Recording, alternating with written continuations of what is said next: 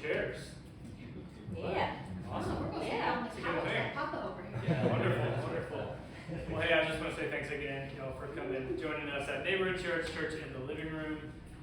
It is sufficiently weird for some people, but I just love the opportunity to take all of the extra things, all the extra frills away, and just be here worshiping the Lord together. So, my name's David. I'm the lead pastor of Neighborhood Church, and I just want to, before we jump into our message this morning, let you know about an event we have going on tonight at 5:30, right down at blank on the name, Highland Park, about a quarter mile from here, in or around the North Pavilion, depending on if someone has reserved it or not. There's a really weird system that South Jordan has, and you can only have one reservation a day. And it's been reserved, but that doesn't mean that people will actually be there one more day. So in or around the North Pavilion. And so it's what we call the Sunday social. So we did these throughout the summer. Every Sunday evening. It was just a great opportunity to get to know one another, invite some neighbors, invite some friends, anybody who maybe has a question or wants to know more about Neighborhood Church. And so it's been a great time. We're moving now to once a month for the next few months through the fall, but we don't want to just gather people together. That's not enough. We want to actually connect people together. We want to build relationships with our neighbors. So Sunday social tonight, main dish will be provided. If you'd like and are able to bring a side dish or dessert to share, that would be fantastic, but not required by any means. We'd just love to see you there tonight at 5:30 at Highland Park. So I want to tell you guys about the worst job interview that I've ever had, that I've ever been interviewed on. It was going pretty well. I remember sitting at this fancy hotel on Penn State's campus because it was like after a job fair, and this company decided they want to interview me, and it was going great. I thought, okay, we're doing good. Maybe I'll get an offer out of this. And then we got to this question, and the interviewer looked at me, and he said, "What makes a good leader?" And I went blank. I think I said something like, someone who's approachable, which is not wrong, but that's not enough, right? So I did not get that job offer. You would think I would have been more prepared too, because that job that I was interviewing for was the leadership development program for this company. I just had never considered this question. What makes a good leader? Who is someone that is worth following? And it's such an important question too, right?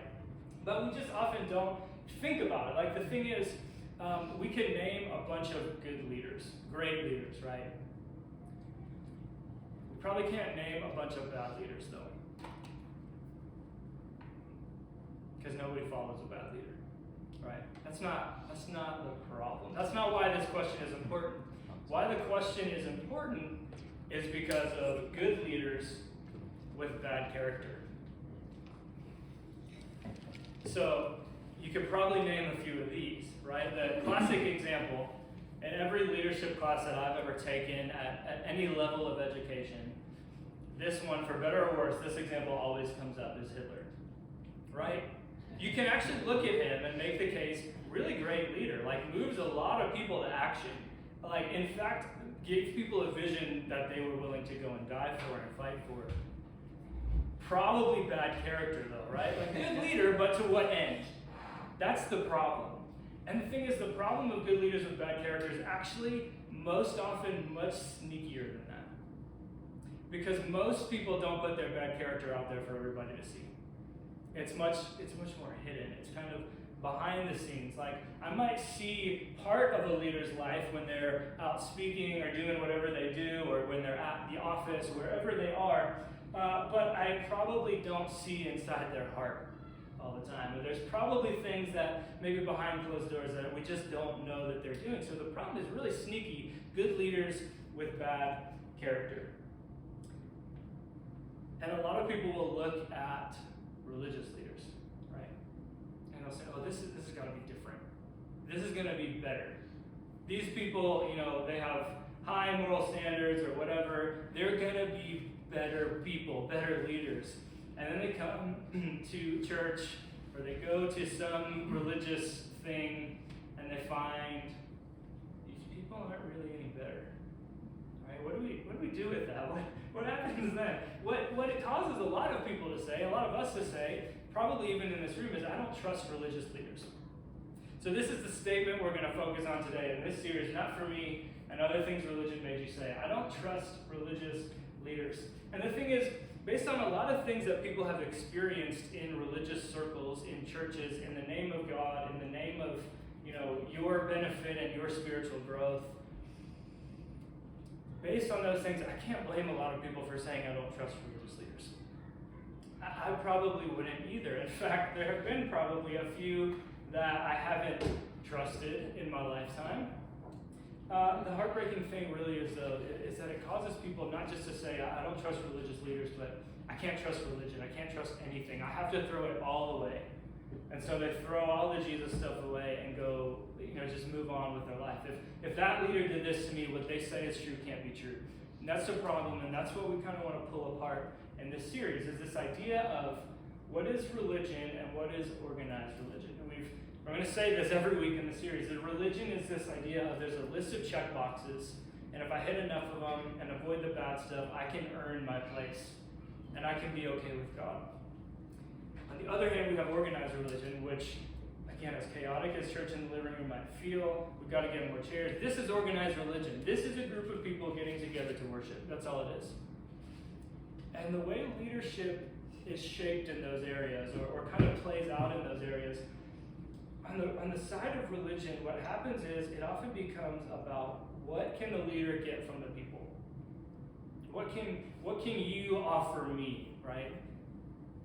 On the other side, it's really about how can the leader serve the people? How can the leader add on to others? How can the leader give away to others? So we're going to talk about this idea of how should religious leaders act? What kind of leader can you trust? What makes a good leader? And what I hope you hear as I'm talking this morning is that we can and should probably leave certain leaders behind that aren't fostering our spiritual growth, right?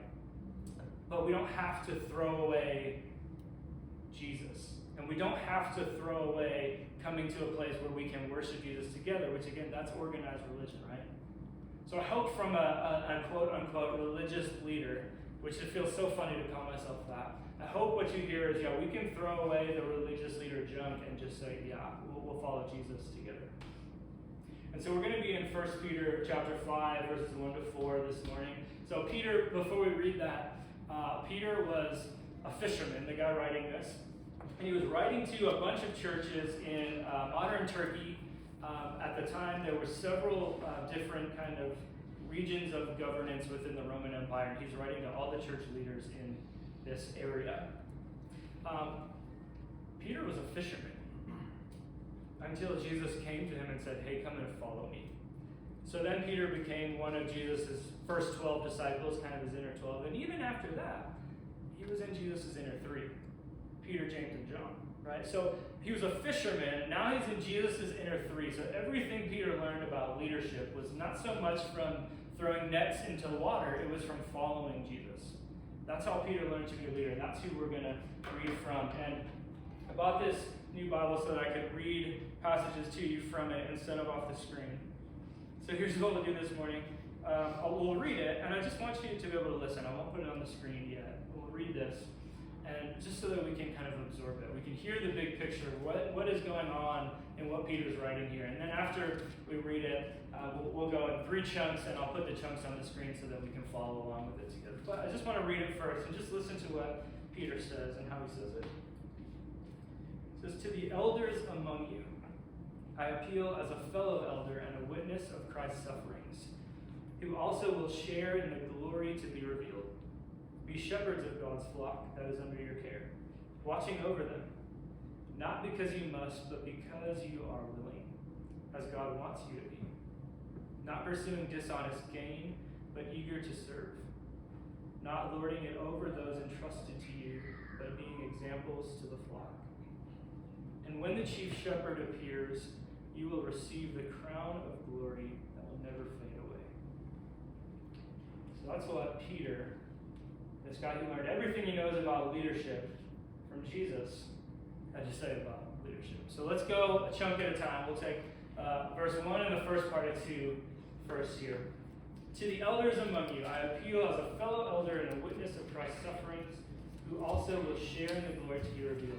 Be shepherds of God's flock that is under your care, watching over them. So he starts off by saying, to the elders, which seems kind of funny, right? Like, to the older people. Why is he saying that? Elders, what it refers to here is just leaders of the church. Leaders of the church. It's spiritually responsible for guiding spiritually the people in the church. That's all it means. We can't read anything more or less from that. Here's where the actual term elders in the original Greek probably comes from. At this point, we have to remember Christian churches were not known as Christian. They were known as a sect of Judaism.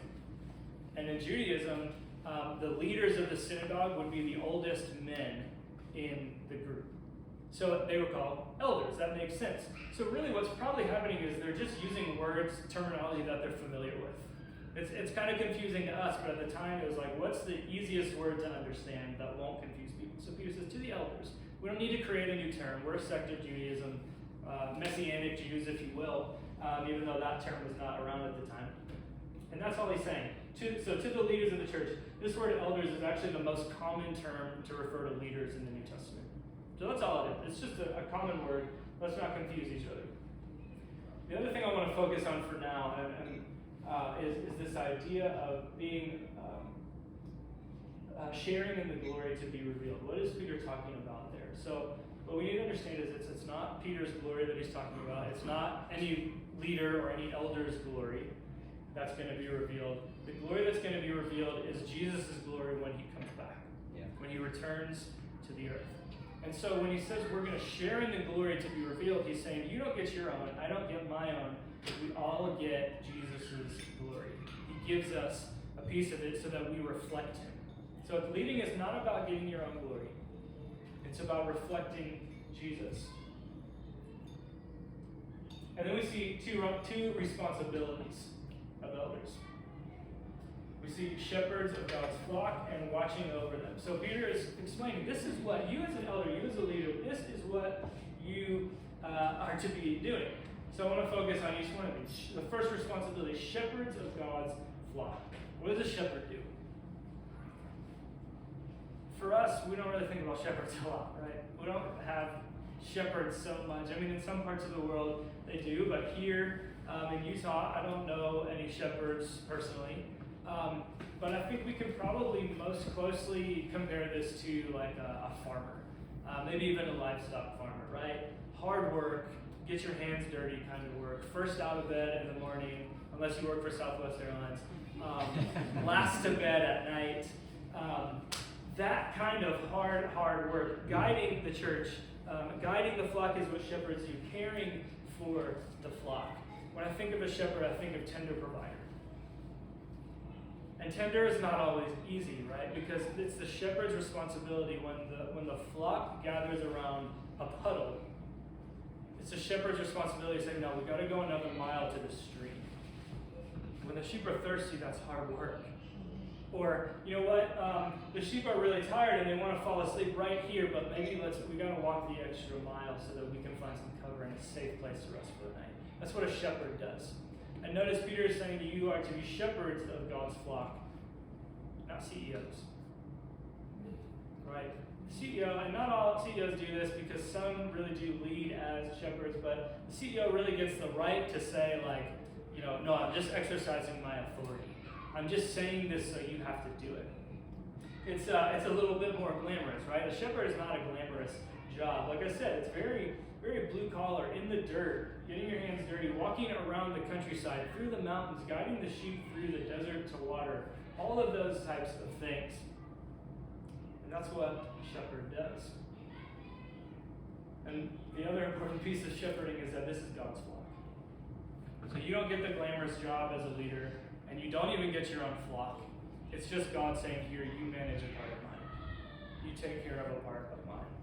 I love the kids yelling downstairs. So there's the shepherd, the tender provider. And then there's watching over them. So this idea of the overseer. The overseer is the guardian, the caretaker of this church. So a shepherd cares for the church as a provider. The guardian, the overseer, cares for the church in the role of fierce defender. The the fierce defender is like the security guard, not the celebrity. Right? If you've ever seen, a football team walk from their bus into the hotel, or like a band walk from their tour bus into the music venue, or somebody a politician get out of their, black SUV and walk into the Capitol or something. Like, the leaders are the security guards, not the celebrities. They keep watch instead of asking to be watched. That's a really key difference here. They protect while the flock rests. They fight off the predators. They fight off the attackers. They're the tender providers and the fierce defenders, is what Peter is saying here. So those are the two responsibilities of an elder. And then Peter goes on and he says, don't do it. Do it not because you must, but because you are willing, as God wants you to be. Not pursuing dishonest gain, but eager to serve. Not lording it over those entrusted to you, but being examples to the flock. So we see three contrasts here. And if the problem is good leaders with bad character, these are three kind of indicators we can use to say, is this somebody who is worth following? Is this somebody who has good character as a leader? And there's three contrasts. So we have the must versus the willing. Do you do it because you must, because you're willing? Must says, I have something to earn. It does this out of a sense of obligation, out of a sense of religion, to check enough boxes. Well, maybe if I lead, I can gain that much better standing, right? So there's this obligation. Or do you do it out of a desire to follow God and help other people do that? Do you do it out of a desire to want to obey God? Do you do it because you want to love people the way God loves people? So are you doing this because you must or because you're willing? And the second one is pursuing dishonest gain versus eager to serve. At this time, one of the things that Peter's probably referring to here with dishonest gain is that people would go around. There was a lot of rhetoric was popular entertainment. So people would go and speak and they would charge money. And so it's kind of like, are you charging people money to hear the good news of Jesus? Are you trying to earn this dishonest gain, or are you just trying to serve people? You're just trying to help people. So it's not what you can get from people, not to use your power or position to get your way. It's what can you give away? How can you give away to others? How can you add on to others by serving them? So are you do it because you must, or you're willing for dishonest gain, or because you want to serve? And then not lording it over those entrusted to you, but being examples to the flock. I think this is probably the one that we see most often here, where people are using power, using their position of authority to say, like, well, I'm higher than you on the organization chart, so you have to do what I say or you're going to be fired. Like, that's not leadership. That's abuse of power. There's a big difference here. So are you using power and coercion, or, and this is what I love about what Peter's writing, are you having the mindset that Peter's using right here? Remember, Peter was one of Jesus' inner three. And he very easily could have said, this is what you have to do because I'm the authority, I'm the apostle, I was with Jesus, I was a witness to his suffering firsthand, I was there. Instead, what does he say? He says, to the elders, I'm writing to you as a fellow elder. There's no power, there's no coercion there. So are we having the mindset of Peter that says, I'm just a fellow believer, I'm just following Jesus with you, let's do this together. Let's get to where we're going together. It's a big difference. So, are you doing it because you must, or you're willing, pursuing dishonest gain, or eager to serve, using your power, lording it over those entrusted to you, or being an example to the flock? There's one more piece in verse 4 of the kind of the job description, the responsibility, the role of the elder, and then we'll get to the why. This is what Peter says. And when the chief shepherd appears, you will receive the crown of glory that will never fade away. So not only are you not the CEO in a glamorous role, not only do you not get to have your own flock, but you are entrusted with a piece of the flock. You don't even get to be the head shepherd over that piece of the flock. Leadership is sounding less and less fun, isn't it? I mean, I think it's fun, but there's a lot of weight to it. The chief shepherd is Jesus. You don't get to be the number one over your whatever, how big of a portion of the flock that you're entrusted with. You're not the chief shepherd.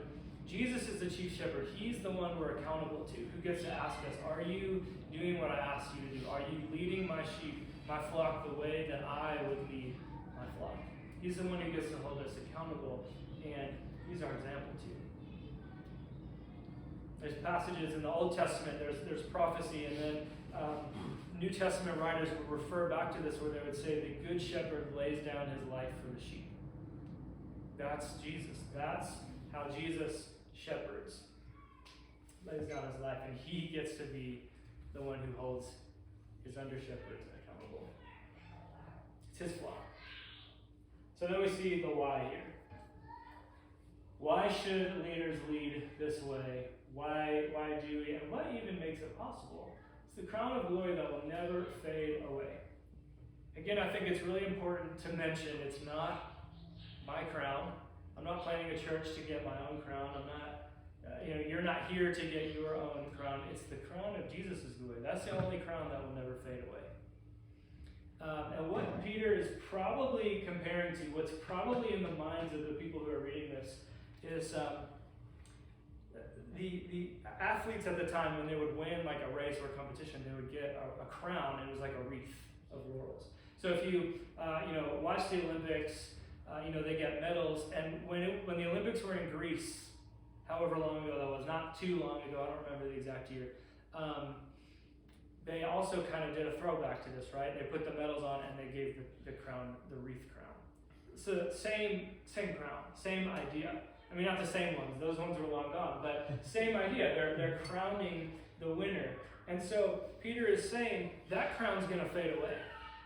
That crown's going to wither and die. But if you live out your responsibilities, if you follow Jesus, if you identify with him and his being the good shepherd who lays down his life for the sheep, then you get the crown that will never fade away. And again, this is Jesus' crown. It's just us reflecting him. It's not us getting our own crown, getting to be our own king or queen of whatever. He's still king. We just reflect him. And this crown is everlasting. It'll never fade away. So this is what we've got to understand this morning. That a leader will let you down, but Jesus won't.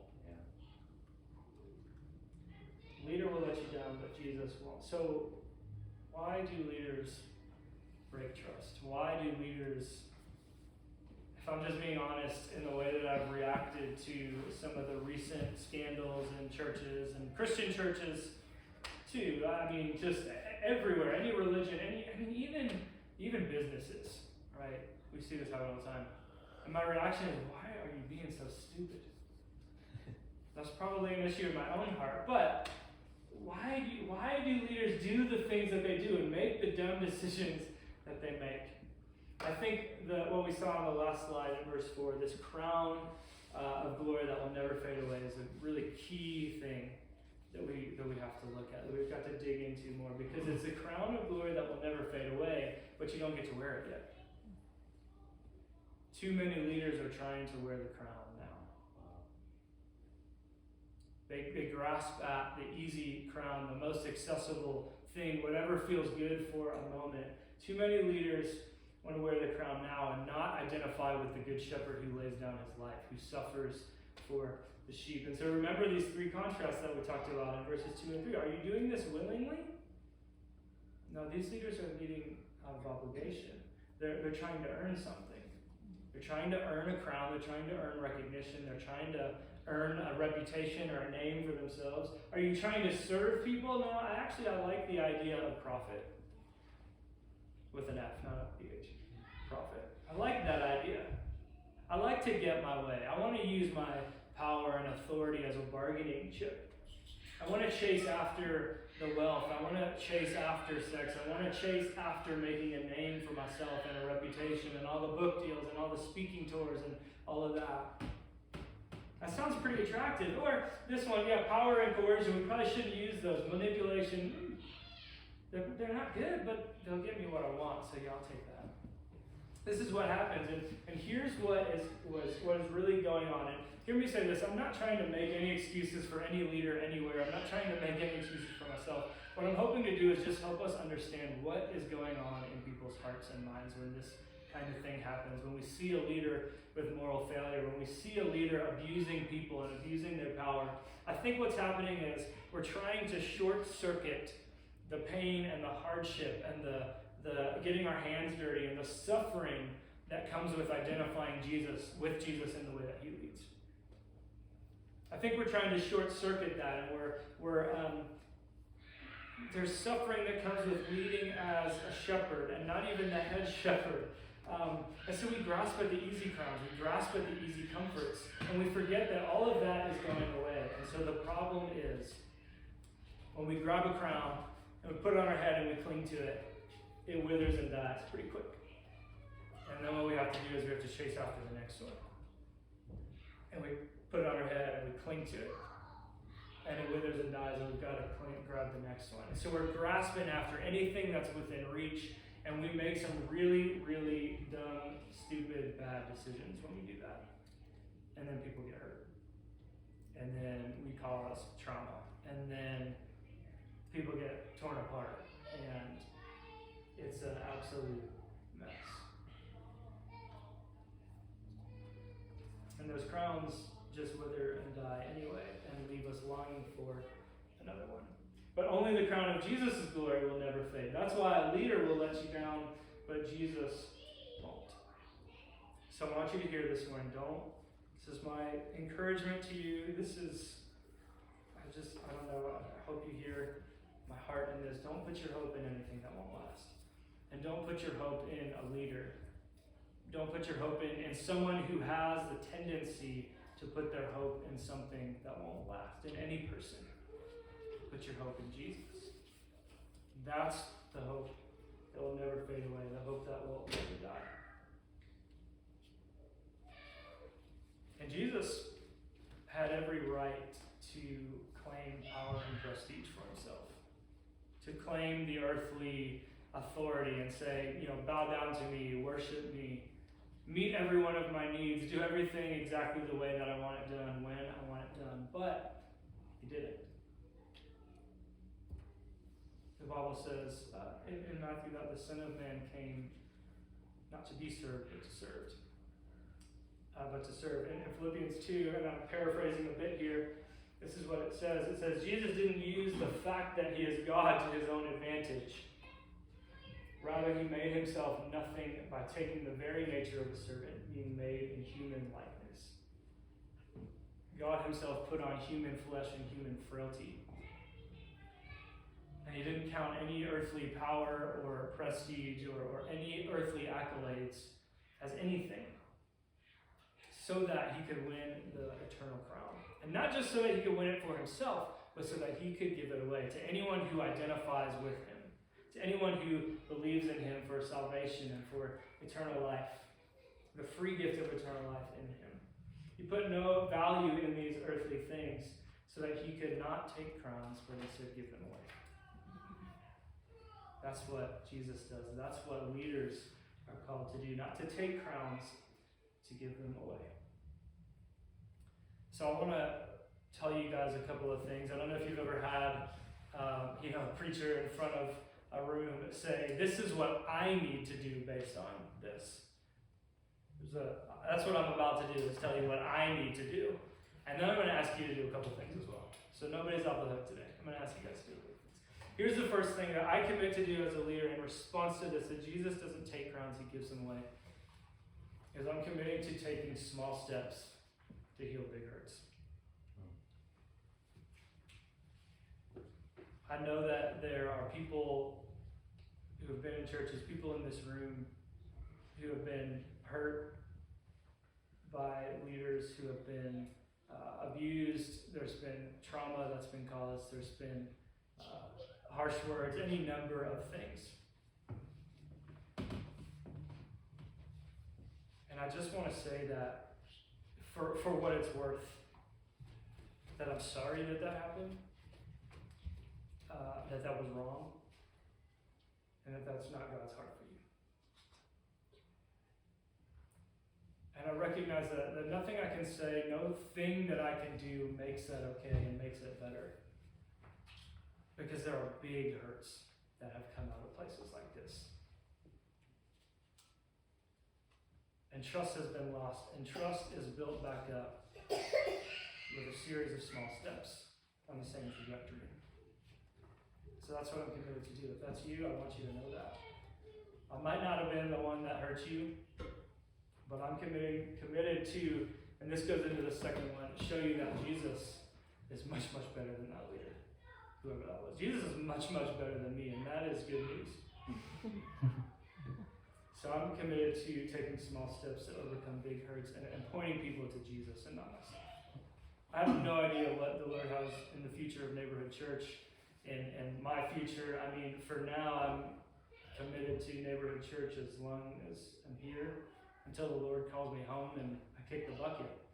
I don't know what He's going to do, but if anybody ever sees value in paying me to go somewhere and speak, I'm saying this, I'm committed to pointing people to Jesus and not myself.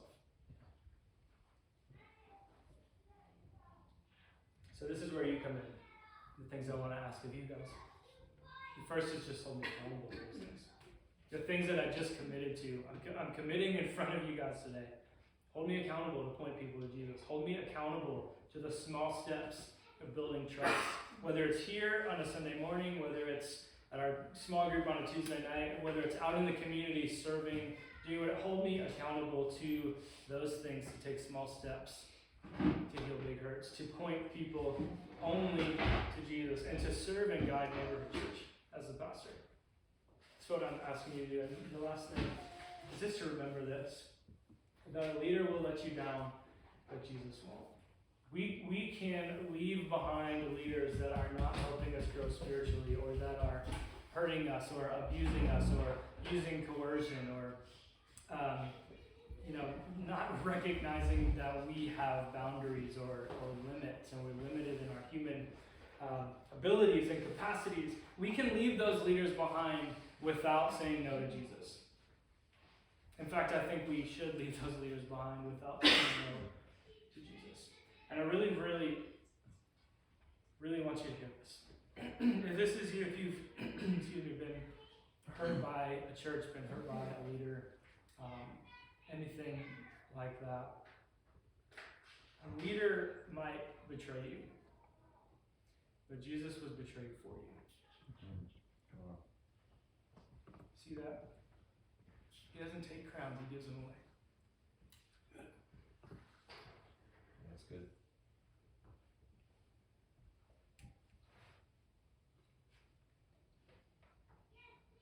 I want you to know, been there too.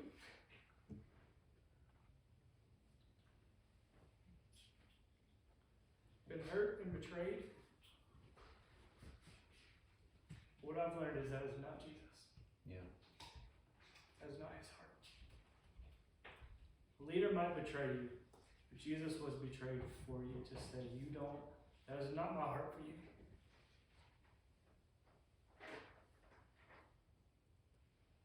So this is what we've got to do.